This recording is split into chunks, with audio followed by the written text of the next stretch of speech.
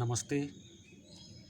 मैं डॉक्टर जितेंद्र कुमार साहू, अतिथि व्याख्याता, शासकीय महामाया महाविद्यालय रतनपुर।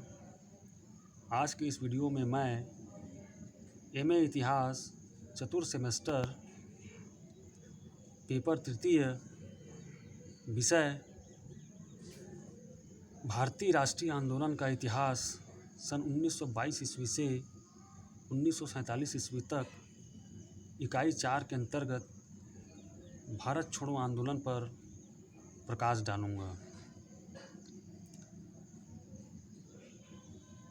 जैसा कि हम सभी जानते हैं कि भारत की आज़ादी के लिए हमारे भारत देश में विभिन्न समयों पर अलग अलग आंदोलन चलाए गए और इन्हीं आंदोलनों की कड़ी में एक जो महत्वपूर्ण आंदोलन था वह था 1942 ईस्वी का भारत छोड़ो आंदोलन। भारत छोड़ो आंदोलन का भारतीय इतिहास में अपना महत्वपूर्ण स्थान है, क्योंकि इस आंदोलन ने भारत की स्वतंत्रता की पृष्ठभूमि तैयार कर दी और अंग्रेज़ों को भारतीयों की स्वतंत्रता की प्रबल भावनाओं से अवगत भी कराया। भारत छोड़ो आंदोलन केवल कुछ नेताओं द्वारा किए जाने वाला आंदोलन नहीं था, बल्कि उस समय सभी नेताओं के जेल में बंद हो जाने के कारण यह एक जन आंदोलन था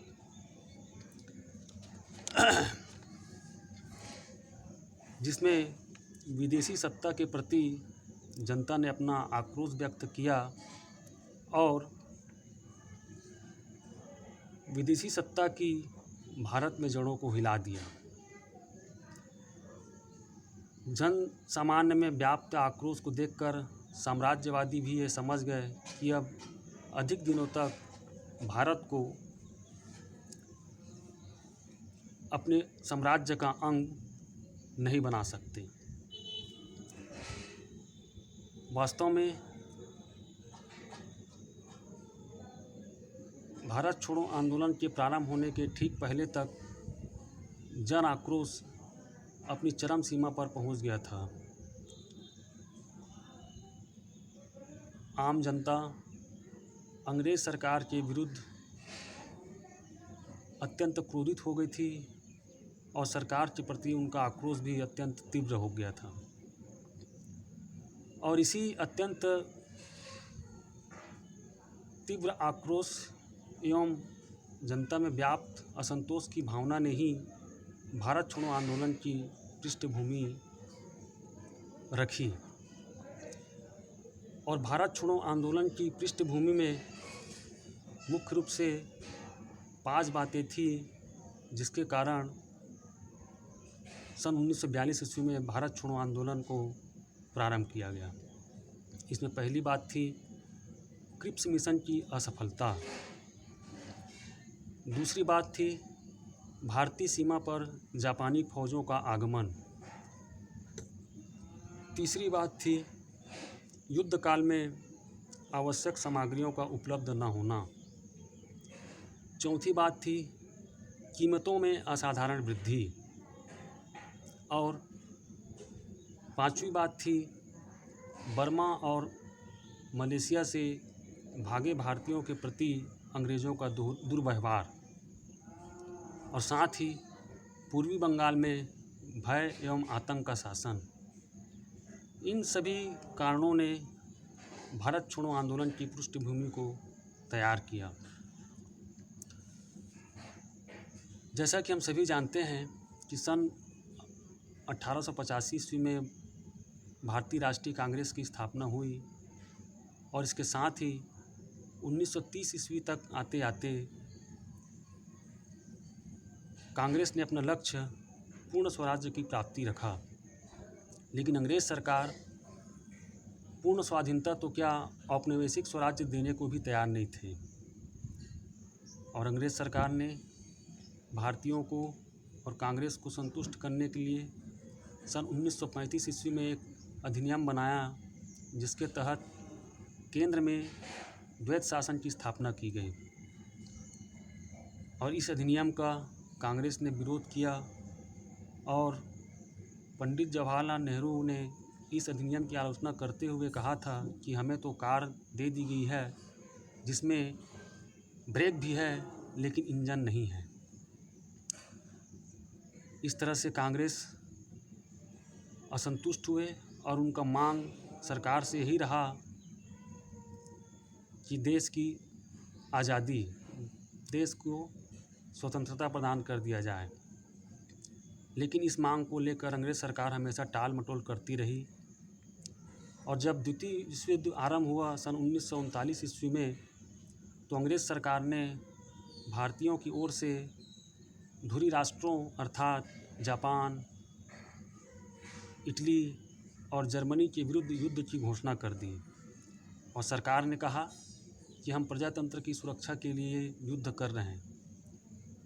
तब कांग्रेस ने सरकार से कहा कि वे अपने उद्देश्य को स्पष्ट करें और कहा कि यदि वे प्रजातंत्र की सुरक्षा के लिए युद्ध कर रहे हैं तो सबसे पहले भारत में प्रजातंत्र की स्थापना कर दे, उसके बाद ही भारतीय जो है वो युद्ध में सरकार की मदद करेंगे। लेकिन अंग्रेज़ सरकार टाल मटोल करती रही और अपने उद्देश्य को स्पष्ट भी नहीं कर पाई। अंत में तत्कालीन वायसराय लॉर्ड लिनलिथगो ने घोषणा करते हुए कहा कि हमारा उद्देश्य भारत में औपनिवेशिक स्वराज्य की स्थापना करना है। इससे कांग्रेस में काफ़ी निराशा हुई और उन्होंने एक निंदा प्रस्ताव पारित करके मंत्रालयों से त्यागपत्र देने का अनुरोध किया। और इस तरह से 8 प्रदेशों में प्रांतीय मंत्रालयों से कांग्रेस ने इस्तीफा दे दिया। मुस्लिम लीग उक्त घोषणा को इस शर्त पर स्वीकार करने के लिए तैयार हुआ कि उनका कहना था कि कांग्रेस शासित प्रदेशों में मुसलमानों के साथ न्याय किया जाए और साथ ही मुस्लिम लीग की स्वीकृति के बिना कोई भी संवैधानिक योजना को सरकार स्वीकार नहीं करेगी। और जब कांग्रेस ने अपने प्रांतीय मंत्रालयों से त्यागपत्र दे दिया, तब इस अवसर पर मुस्लिम लीग ने अपनी प्रसन्नता व्यक्त किया और 1939 ईस्वी में मुक्ति दिवस मनाया। और इस प्रकार से अंग्रेज़ एक बार फिर से कांग्रेस और मुस्लिम लीग में फूट डालने में सफल हो गए। सरकार की इस खराब नीति के बावजूद भी उस समय युद्ध काल में कांग्रेस ने किसी भी तरह का कोई भी आंदोलन चलाने का निर्णय नहीं लिया। और इसके लिए पंडित जवाहरलाल नेहरू और गांधी जी ने भी अपनी सहमति दी कि इस समय जब इंग्लैंड अपनी जीवन मृत्यु से जूझ रहा है, ऐसे समय में किसी तरह का सरकार के खिलाफ आंदोलन चलाना भारत की प्रतिष्ठा के प्रतिकूल होगा। और फिर ठीक मार्च 1940 में मुस्लिम लीग ने लाहौर में एक सभा आयोजित किया और एक प्रस्ताव पारित किया जो लाहौर प्रस्ताव के नाम से जाना जाता है। इस प्रस्ताव में मुस्लिम लीग ने पृथक पाकिस्तान की मांग रखी और इधर कांग्रेस ने पुनः एक प्रस्ताव पारित करके अंग्रेज़ सरकार से कहा कि वे भारत को स्वतंत्रता प्रदान कर दे। तब भारत युद्ध काल की इस संकट घड़ी में अंग्रेज़ सरकार की मदद करने को तैयार है। इसके विपरीत इंग्लैंड के तत्कालीन प्रधानमंत्री चर्चिल ने कहा कि मैं इंग्लैंड का प्रधानमंत्री इसलिए नहीं बना हूँ कि ब्रिटिश साम्राज्य को छिन्न भिन्न कर दूँ। और फिर अगस्त 1940 में ही वायसराय लॉर्ड लिनलिथगो ने एक प्रस्ताव पारित किया जो भारतीय इतिहास में अगस्त प्रस्ताव के नाम से प्रसिद्ध है। इस प्रस्ताव में कहा गया कि गवर्नर जनरल की कार्यकारिणी समिति एवं युद्ध परामर्श समिति में भारतीयों को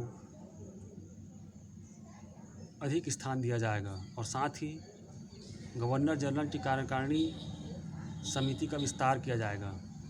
इसके अतिरिक्त इस प्रस्ताव में यह भी कहा गया था कि युद्ध की समाप्ति के बाद एक समिति का गठन किया जाएगा जो भारत के भावी संविधान की रूपरेखा को तैयार करेगी। अगस्त प्रस्ताव को कांग्रेस और मुस्लिम लीग दोनों ने ही अस्वीकार कर दिया। कांग्रेस का कहना था कि पूर्ण स्वतंत्रता की मांग के स्थान पर कार्यकारिणी समिति का विस्तार करना समस्या का उचित समाधान नहीं है और अल्पसंख्यकों के मामले में सरकार ने जो नीति अपनाई थी वह भारत की उन्नति के मार्ग में बहुत बड़ी बाधा थी। कांग्रेस का कहना था कि अल्पसंख्यकों की समस्या का समाधान करना भारतीयों को ही था।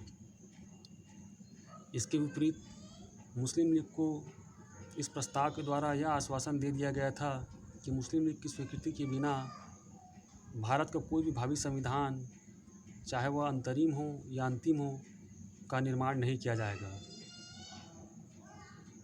जो प्रजातंत्रात्मक सिद्धांतों के प्रतिकूल था। और इस तरह अल्पसंख्यकों को भावी योजना पर निषेधाधिकार प्रदान कर दिया गया था। इसलिए कांग्रेस अगस्त प्रस्ताव को अस्वीकार कर दिया।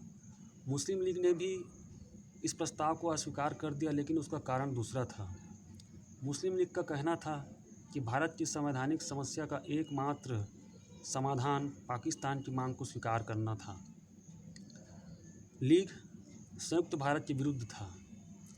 अगस्त प्रस्ताव ने मुस्लिम लीग की इस मांग को अस्वीकार कर दिया और मुस्लिम लीग ने सरकार पर दबाव डाला कि उसकी सम्मति प्राप्त किए बिना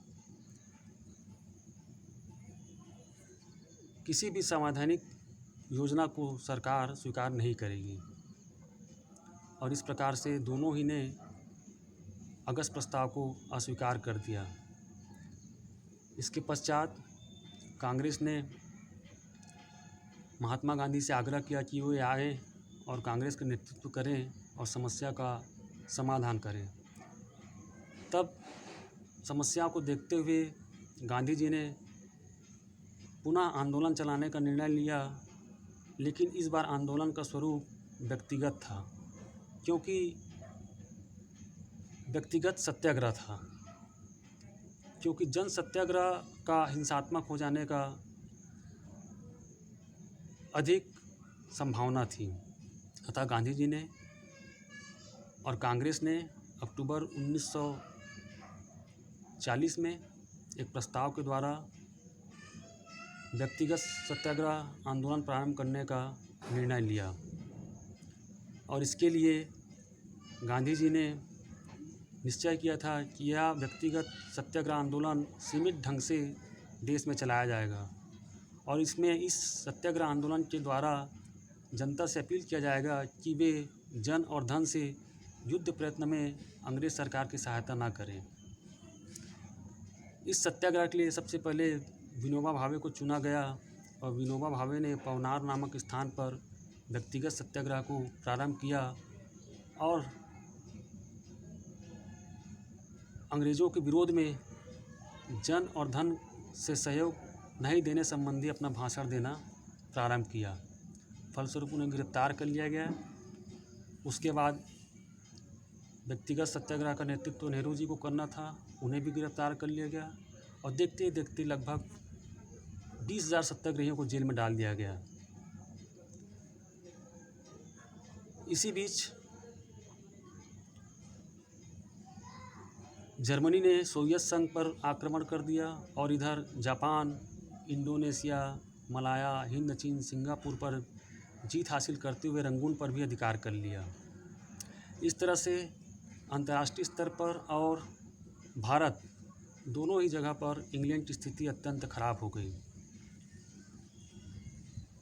चीन और अमेरिका ने अंग्रेज़ सरकार पर दबाव डाला कि वे भारतीयों की मांग को स्वीकार कर ले, और उन्हें स्वतंत्रता प्रदान कर दे। उनका मानना था यदि इंग्लैंड भारतीयों को स्वतंत्रता का आश्वासन दे दे तो भारतीय युद्ध काल में अंग्रेज़ सरकार की मदद करेंगे। और इसी तरह से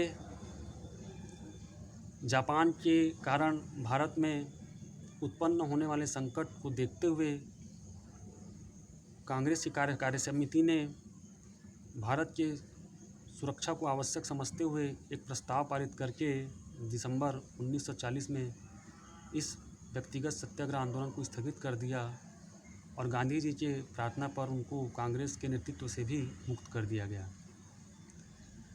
इसके बाद भारत की संवैधानिक समस्या को सुलझाने के लिए चीन, अमेरिका और ऑस्ट्रेलिया ने दबाव डालकर सर स्टुअर्ट क्रिप्स को भारत भेजा। सर स्टुअर्ट क्रिप्स कांग्रेस, मुस्लिम लीग, हिंदू महासभा, हरिजनों, नवाबों और उदारवादी नेताओं से मिले और मिलकर उन्होंने एक घोषणा पत्र तैयार किया जो क्रिप्स योजना या क्रिप्स मिशन के नाम से जाना जाता है। और यह योजना सन 1942 ईस्वी में सर स्टुअर्ट क्रिप्स ने अपने सहयोगी दलों के साथ मिलकर बनाई थी। इस योजना की 3 महत्वपूर्ण बातें थी। पहला थी कि भारत में अधिराज्य की स्थापना, दूसरा संविधान सभा की स्थापना और तीसरा रियासतों को स्वतंत्रता का अधिकार। क्रिप्स योजना में सबसे आपत्तिजनक धारा थी वह यह थी कि प्रांतों और रियासतों को इस प्रस्तावित संघ में सम्मिलित हों या न हो इसका उनको निर्णय करने का अधिकार दे दिया गया था।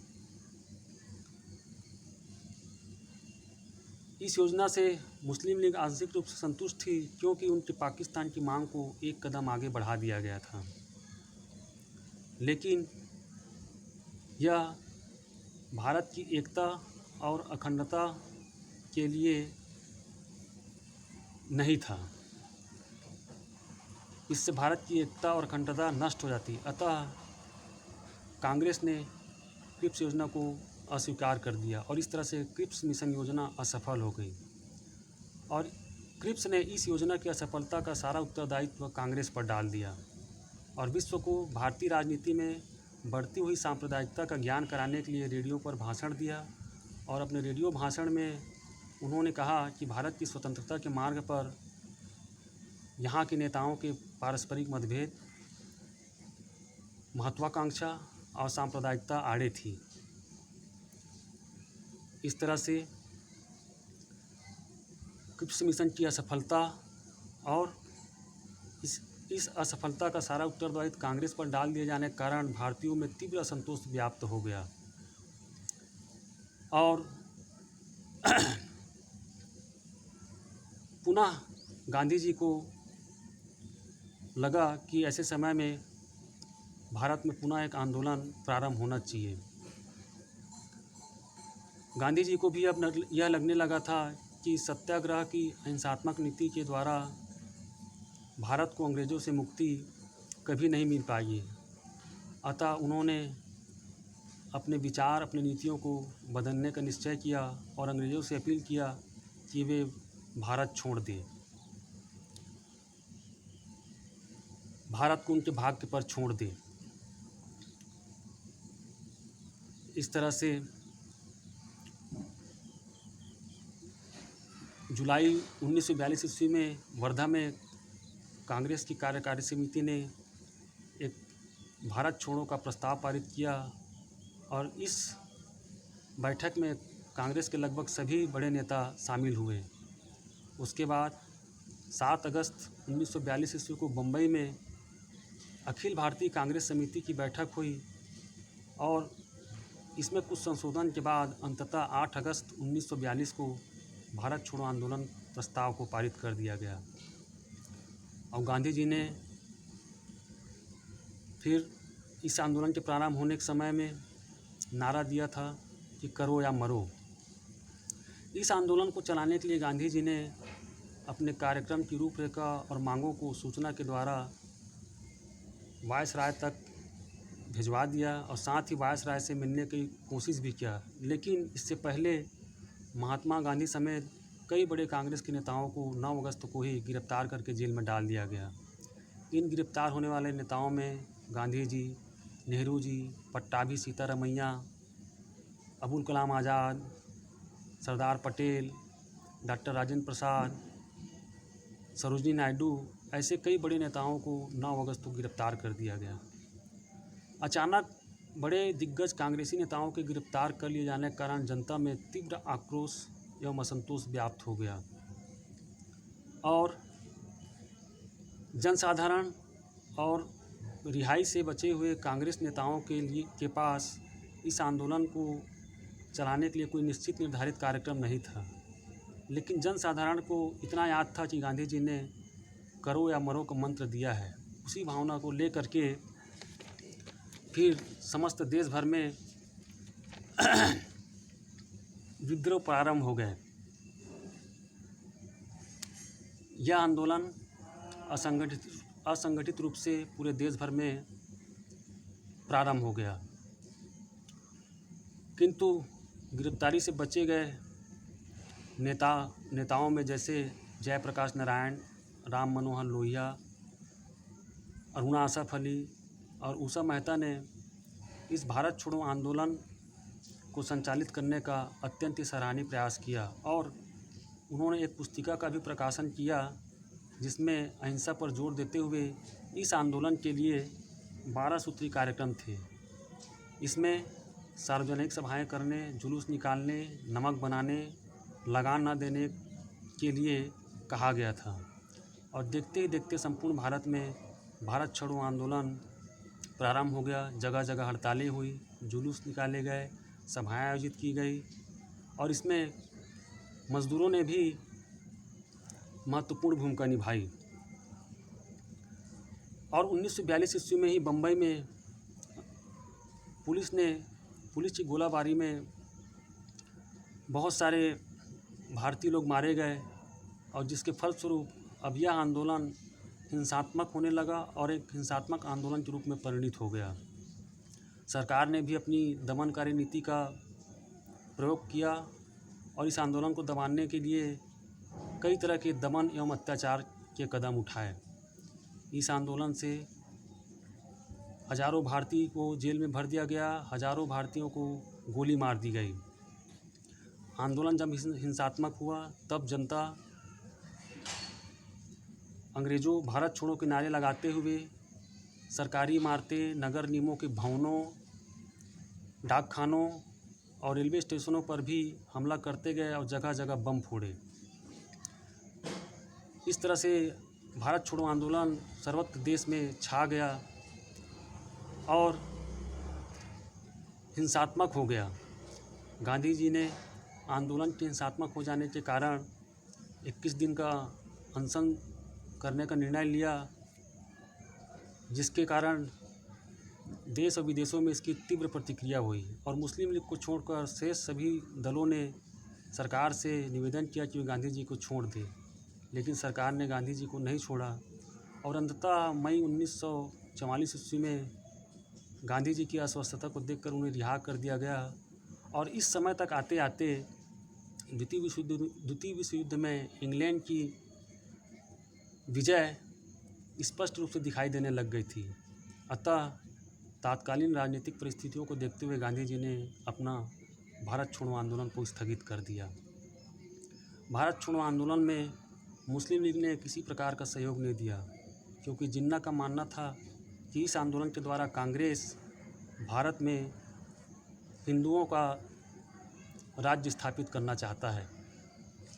अकाली दल और ईसाइयों ने भी इस आंदोलन का विरोध किया। कम्युनिस्ट दल ने रूस के इंग्लैंड के साथ मिल जाने पर सरकार का समर्थन किया और भारत छोड़ो आंदोलन का आलोचना किया। केवल पारसियों ने ही इस आंदोलन में सहयोग दिया।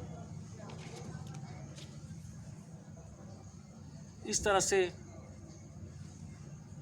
भारत छोड़ो आंदोलन समाप्त हो गया, लेकिन इस आंदोलन ने भारत की स्वतंत्रता की पृष्ठभूमि को तैयार कर दिया था और अंग्रेज़ों को भारतीयों की स्वतंत्रता की प्रबल भावना से अवगत भी कराया। इसलिए इस आंदोलन का भारतीय इतिहास में अपना महत्वपूर्ण स्थान है।